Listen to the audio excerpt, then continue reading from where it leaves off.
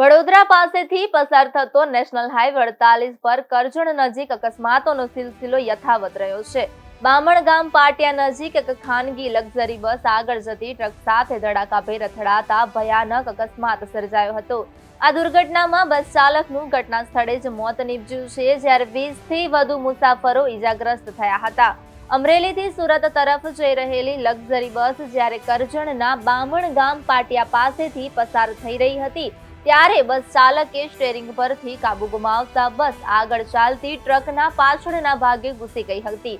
અકસ્માત એટલો ભીષણ હતો કે બસના આગળનો ભાગ કચ્છર ગાણ વળી ગયો હતો, જેમાં બસ ચાલકનું ઘટના સ્થળે જ મોત નીપજ્યું હતું, જ્યારે 20થી વધુ મુસાફરો ઈજાગ્રસ્ત થયા હતા। અકસ્માત બાદ બસનો આગળનો ભાગ સંપૂર્ણપણે દબાઈ જવાથી બસ ચાલક કેબિનમાં જ ફસાઈ ગયો હતો।